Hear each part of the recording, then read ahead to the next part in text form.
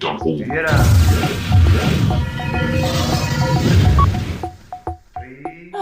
Enfin. Bah, t'es déjà rentré de Moscou? J'ai dû rebrousser chemin à cause d'une tempête de neige en Russie. Du coup, mon hyperloop s'est arrêté à Minsk et je n'ai pas pu aller récupérer les archives sur le Tupolev 144. Le Tupo quoi? Le Tupolev 144, tu sais, le supersonique. Le Tupolev. Pourquoi tu t'intéresses encore à ces vieux machins là? T'as la nostalgie des transports lents? Bon, attends un peu que je me renseigne. Le Tupolev 144, Tupolev Stochevski Italie, 1968-1986, avion de ligne russe d'une capacité de 120 passagers. Sa vitesse culminait à 2500 km/h.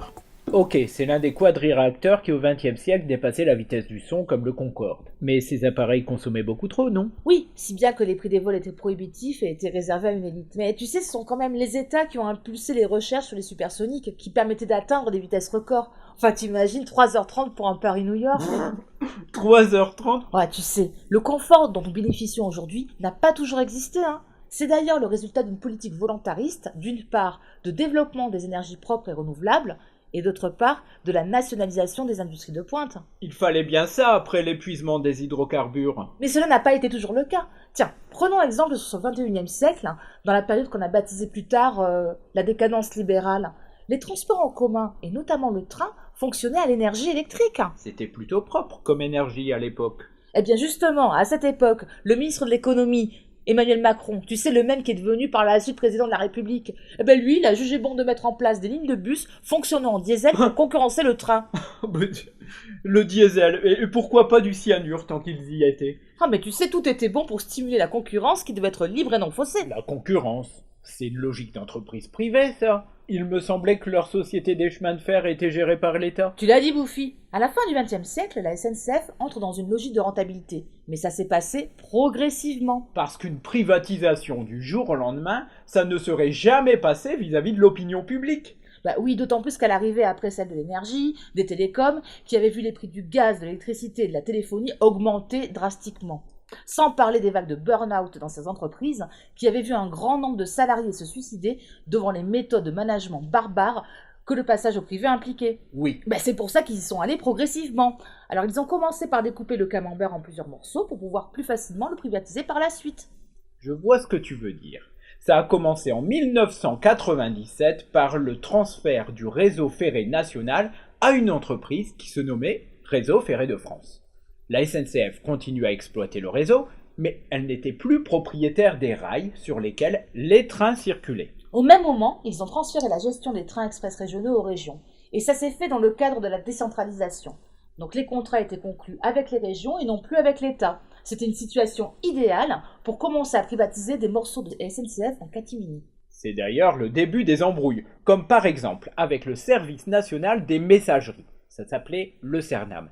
Ce service est devenu une filiale de la SNCF, puis a été privatisé en 2002, avant de déposer le bilan en 2012. Patatras. Et de son côté, le fret, c'est-à-dire le transport de marchandises, a été libéralisé en 2007. C'était tout ce qu'il fallait pas faire en 20 ans. Le transport de marchandises avait été multiplié par 2 en France. Pourtant, le fret se portait mal. La part du transport ferroviaire avait été divisée par 3. Mais aux yeux des entreprises, le transport routier était plus rentable que le fret. La libéralisation du rail n'a en rien aidé le secteur économique puisqu'elle s'accompagnait du désinvestissement de l'État dans un secteur déjà en crise. Et comme souvent dans le système capitaliste, c'est l'impératif écologique qui a été sacrifié sur l'autel de la compétitivité. D'autant plus qu'au niveau du transport de voyageurs, la SNCF n'a pas fait mieux. À l'époque, la politique ferroviaire de la France avait misé sur les trains à grande vitesse, les TGV, qui roulaient à 320 km/h. Mais attends, pour l'époque c'était super rapide. Mais c'est vrai, moins bien que le projet concurrent de l'aérotrain, qui lui atteignait la vitesse record de 422 km/h. Mais bon, comme ce projet était gourmand en hydrocarbures, il fut vite abandonné. C'était galère, hein, l'époque où le téléporteur n'existait pas. Enfin bref, les pressions de la SNCF furent nombreuses pour adopter le projet TGV. Ce train est devenu une sorte de vitrine de l'excellence technologique. En effet, il a été exporté en Corée du Sud notamment, mais les exemples les plus concrets sont l'Eurostar et le Thalys. Le TGV était inscrit dans une démarche européenne affirmée car il permettait l'interconnexion avec le réseau européen.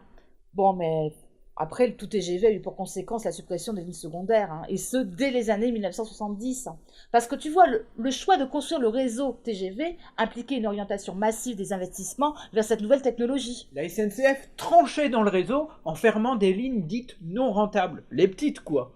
Et elle négligeait ces trains transrégionaux qui pourtant désenclavaient certains territoires. Et c'est ainsi que le principe de l'équité territoriale était passé à la trappe. Leur politique déséquilibrait le réseau et entraînait une hiérarchie géo-économique des territoires. Ce qui privilégiait les grosses villes comme Paris ou Lyon au détriment des régions rurales comme par exemple le Massif central, sans parler des inconvénients économiques. Quand le TGV arrivait dans une ville, cela se répercutait sur les prix de l'immobilier. C'était d'autant plus flagrant dans certains quartiers populaires proches des gares, comme celui de Villefive, où les prix flambaient constamment. Autre conséquence du tout TGV, les lignes à grande vitesse absorbaient les investissements prioritaires au détriment des réseaux secondaires. D'énormes retards s'accumulaient sur les petites voies qui conduisaient à des catastrophes. Et on assiste alors à des déraillements à cause de la vétusté des équipements. Incident d'un autre âge pour une entreprise pourtant à la pointe de la technologie ferroviaire. Et dire que certains pensaient qu'en privatisant, ce serait mieux. Ben non, justement. La privatisation et son corollaire, la déréglementation, entraînent une hausse des accidents, car le réseau est moins bien entretenu, car il est confié à la sous-traitance. D'ailleurs, à la fin du XXe siècle, au Royaume-Uni, il y avait eu un accident de train tous les mois après la privatisation de leur réseau. Sans compter la hausse du prix du billet et la gestion d'un seul axe par plusieurs compagnies. Mais, selon le responsable de la SNCF de l'époque, la privatisation n'était pas à l'ordre du jour. Tiens, écoute ça. J'ai entendu parler ici ou là de privatisation, mais même pas en rêve. Ça sonnait faux, d'autant plus que les Français étaient habitués aux éléments de langage de leurs dirigeants. Rappelle-toi de ce que disait un certain Sarkozy à propos d'EDF-GDF. On ne viendra pas à la privatisation. C'est clair, simple et net. Il n'y aura pas de privatisation d'EDF et Gaz de France. C'est clair, c'est simple et c'est net. Ce qu'on n'avouait pas au grand public, c'est que la dette coûtait cher à la SNCF et aux usagers. Et il aurait fallu que celle-ci soit reprise à taux zéro par la Caisse des dépôts et sans aucune contrepartie utile au développement social et écologique. Se libérer du poids de la dette, c'était permettre les investissements et le recrutement. Il aurait aussi fallu revenir à une tarification au kilomètre, plus juste et équitable qu'une multitude de tarifs pour un même trajet à laquelle l'usager ne comprenait plus rien. Et favoriser aussi le ferroutage par rapport au transport routier et impulser une vraie politique des transports en commun. Tout en pérennisant les lignes secondaires dans un souci d'équité territoriale. Et pour un vrai service public des transports, sortir de la logique libérale de rentabilité et revenir à l'intérêt général, car les transports en commun, c'est notre bien à tous.